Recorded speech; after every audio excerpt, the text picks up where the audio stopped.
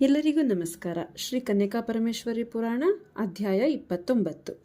ನಾವು ಕಳೆದ ಅಧ್ಯಾಯದಲ್ಲಿ ನೋಡಿದಂಗೆ ವಿಷ್ಣುವರ್ಧನನನ್ನ ಪೆನುಗೊಂಡ ಕ್ಷೇತ್ರದ ನಿವಾಸಿಗಳು ಯಾವ ರೀತಿ ಸ್ವಾಗತಿಸ್ತಾರೆ, ಅವನ ದರ್ಶನಕ್ಕಾಗಿ ಜನರು ಬೀದಿಗಳಲ್ಲಿ ಪನ್ನೀರು ಚೆಲ್ಲಿ, ರಂಗೋಲೆಯನ್ನಿಟ್ಟು, ರತ್ನಮಯ ಧ್ವಜಗಳನ್ನ ಆರಿಸಿ, ಇಷ್ಟೆಲ್ಲ ಅಲಂಕಾರವನ್ನು ಮಾಡಿ ನಗರವನ್ನು ತುಂಬಾ ಸುಸೂತ್ರವಾಗಿ ಅಲಂಕರಿಸಿ, ಅಮೂಲ್ಯವಾದ ಪಚ್ಚಕರ್ಪೂರದ ವಸ್ತುಗಳನ್ನ, ನಾನಾ ಕಾಣಿಕೆಗಳನ್ನ ರಾಜನಿಗೆ ಸಮರ್ಪಿಸಿ, ನಿಮ್ಮ ದರ್ಶನಕ್ಕಾಗಿ ಕಾದ್ಕೊಂಡಿದ್ದೀವಿ ಅಂತ ಹೇಳ್ತಾರೆ ಅಲ್ವಾ. ಆಗ ವಿಷ್ಣುವರ್ಧನನು ಖಂಡಿತ ಬರುತ್ತೇನೆ ಅಂತ ಹೇಳ್ತಾರೆ. ಈ ಅಧ್ಯಾಯದಲ್ಲಿ ಲೇಖಕರು ಏನರ ಬಗ್ಗೆ ಹೇಳಿದ್ದಾರೆ ಅಂತ ನೋಡೋಣ. ರಾಜನಿಗೆ ಪೆನುಗೊಂಡೆಯ ವೈಶ್ಯರು ಸ್ವಾಗತ ನೀಡುವುದು, ವಾಸವ ಕನ್ಯೆಯನ್ನು ರಾಜನು ನೋಡುವುದು, ವರ್ಣನೆ, ವಿರಹಾಗ್ನಿ ವಿಜಯಸಿಂಹ ಮಂತ್ರಿ ಕುಸುಮಶ್ರೇಷ್ಠಿಗೆ ತಿಳಿಸುವುದು. ಮಾರನೆಯ ದಿವಸ ದೇಶ ಪಾಲಕನಾದ ವಿಷ್ಣುವರ್ಧನ ರಾಜನು ಪ್ರಾತಃ ಕಾಲದಲ್ಲಿಯೇ ಎದ್ದು ಸ್ನಾನ ಸಂಧ್ಯಾವಂದನಾದಿ ಕಾರ್ಯಗಳನ್ನು ತೀರಿಸಿಕೊಂಡನು. ದಿವ್ಯ ಚಂದನ ಪುಷ್ಪ ತಾಂಬೂಲಾದಿಗಳಿಂದ ಬ್ರಾಹ್ಮಣೋತ್ತಮರನ್ನು ಸಂತೋಷಗೊಳಿಸಿ ಸಭಾಮಂಟಪಕ್ಕೆ ಬಂದು ಪ್ರಯಾಣೋದ್ಯುಕ್ತನಾದನು. ಆ ಸಮಯದಲ್ಲಿ ವೈಶ್ಯರು ರಾಜನನ್ನು ಸ್ವಾಗತಿಸಿ ಮಾತಿಗೆ ಆತನ ಪ್ರಶಂಸೆಯನ್ನು ಮಾಡುತ್ತಾ ಎದುರುಗೊಂಡರು. ಅನಂತರ ರಾಜಶ್ರೇಷ್ಠನು ಅವರ ಹೊಗಳಿಕೆಯಿಂದ ಸಂತೋಷಗೊಂಡು ಪುರ ಪ್ರವೇಶಕ್ಕೆ ಅಣಿಯಾದನು. ಆಗ ಪುರಜನರೆಲ್ಲ ವಿಷ್ಣುವರ್ಧನನ ದರ್ಶನವನ್ನು ಪಡೆದರು. ಪುರಸ್ತ್ರೀಯರು ಅಭಿಲಾಷೆಯಿಂದ ಸುವರ್ಣಮಯ ಗವಾಕ್ಷರಂಧ್ರಗಳ ಮೂಲಕ ವಿಕಸಿತ ನೇತ್ರಗಳಿಂದ ಸಂತೋಷದಿಂದ ವಿಷ್ಣುವರ್ಧನನ್ನು ನೋಡಿದರು. ರಾಜ ದರ್ಶನಾಕಾಂಕ್ಷಿಯಾದ ಓರ್ವ ಕನ್ಯೆಯು ಕಾಲಿಗೆ ಅಚ್ಚುಗಳನ್ನು ಹಾಕಿಕೊಳ್ಳದೆಯೇ ಓಡಿ ಬಂದ ರಾಜನನ್ನು ನೋಡಿದಳು. ಇನ್ನೋರ್ವಳು ದ್ವಾರದಲ್ಲಿ ರತ್ನಗಳನ್ನು ಪೋಣಿಸುತ್ತಿದ್ದಾಗ ಅವಸರದಲ್ಲಿ ರತ್ನಗಳನ್ನು ಸೂರೆ ಮಾಡಿಕೊಂಡು ಓಡಿ ಹೋದಳು. ವೇಶ್ಯಾಸ್ತ್ರೀಯರು ರಾಜನನ್ನು ನೋಡಿ ಸಂತೋಷಗೊಂಡರು.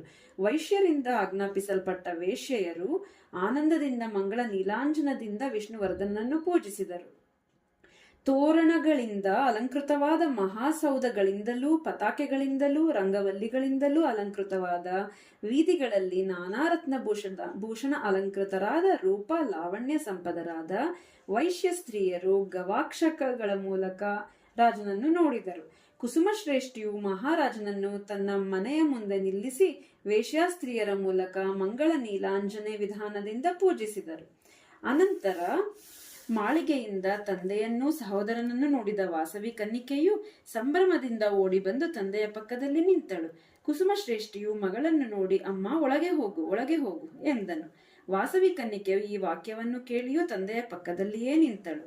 ಅಲ್ಲಿಯ ವೈಶ್ಯ ಸ್ತ್ರೀಯರಲ್ಲಿ ಸೌಂದರ್ಯದಿಂದ ಪ್ರಕಾಶಿಸುತ್ತಿದ್ದವಳು, ವೈಶ್ಯವಂಶವೆಂಬ ಕ್ಷೀರ ಸಮುದ್ರದಲ್ಲಿ ಸ್ತ್ರೀರೂಪದಿಂದ ಉದಯಿಸಿದ ಅಮೃತದಂತಿದ್ದವಳು, ಕುಸುಮಾಂಬಿಕೆಯ ಗರ್ಭವೆಂಬ ಆಕಾಶದಲ್ಲಿ ಚಂದ್ರಕಲೆಯಂತೆ ಪ್ರಕಾಶಿಸಿದವಳು, ಕುಸುಮಶ್ರೇಷ್ಠಿ ಎಂಬ ರೌಹಿಣಾದ್ರಿಯಲ್ಲಿ ಹುಟ್ಟಿದ ಮಹಾಮಣಿಯಂತೆಯೂ, ಮುಖ ಕಮಲದ ಸುತ್ತು ಗುಯ್ಗುಡುತ್ತಿದ್ದ ಮದಯುಕ್ತ ತುಂಬಿಗಳನ್ನು ಕಮಲ ಸಮಾನವಾದ ತನ್ನ ಕೈಗಳಲ್ಲಿ ದೂರ ಸರಿಸುತ್ತಿದ್ದವಳೂ ಆದ ವಾಸವಿ ಕನ್ನಿಕೆಯನ್ನು ವಿಷ್ಣುವರ್ಧನನು ನೋಡಿದನು. ಭೂಲೋಕ ಪರಿಪಾಲಕನಾದ ವಿಷ್ಣುವರ್ಧನ ರಾಜನು ಆಕೆಯನ್ನು ನೋಡಿ ಆಶ್ಚರ್ಯಚಿತ್ತನಾಗಿ, ದಿಗ್ವಿಜಯ ಯಾತ್ರೆಯಲ್ಲಿ ನಾನು ಸಮಸ್ತ ಭೂಮಿಯನ್ನು ನೋಡಿದೆನು, ಆದರೆ ಇಂತಹ ರೂಪವತಿಯಾದ ಕನ್ನಿಕೆಯನ್ನು ನಾನು ಎಲ್ಲಿಯೂ ಕಾಣಲಿಲ್ಲ. ಮಿಂಚು ಸ್ತ್ರೀ ರೂಪವನ್ನು ಹೊಂದಿ ಭೂಮಿಯಲ್ಲಿ ಸಂಚರಿಸುತ್ತಿದೆಯೋ ಏನೋ. ಇಂತಹ ತ್ರಿಲೋಕ ಸುಂದರಿಯನ್ನು ವರ್ಣಿಸಲು ನನಗೆ ಶಕ್ಯವಿಲ್ಲ.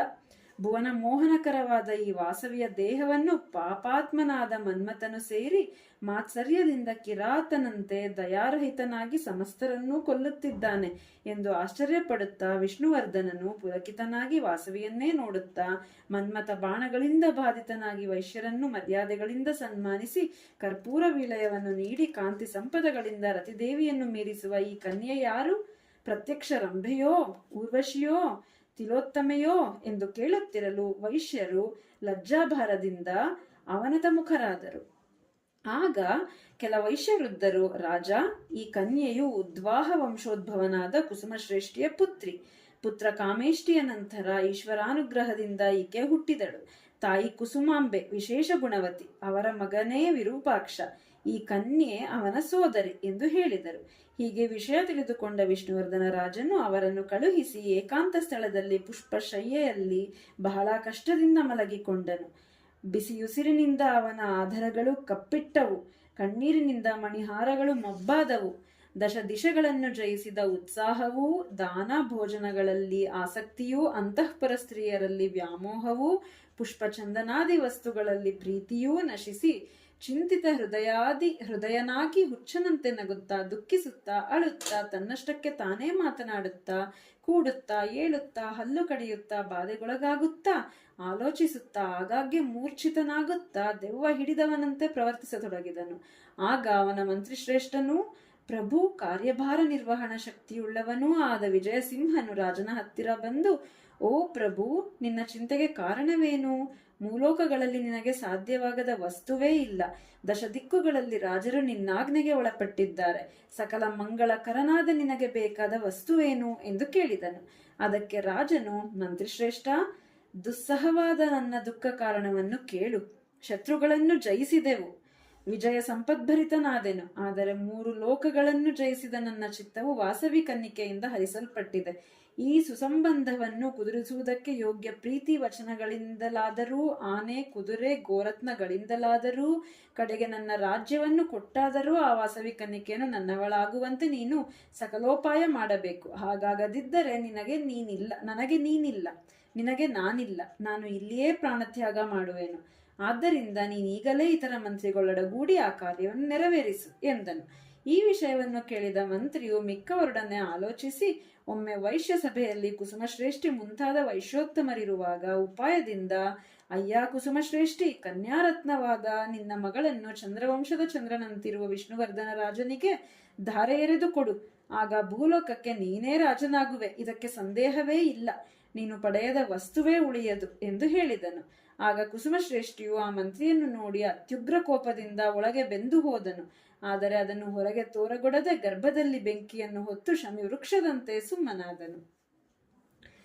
ಇಲ್ಲಿಗೆ ಈ ಅಧ್ಯಾಯ ಮುಕ್ತಾಯ. ಧನ್ಯವಾದಗಳು. ಜೈ ವಾಸವಿ.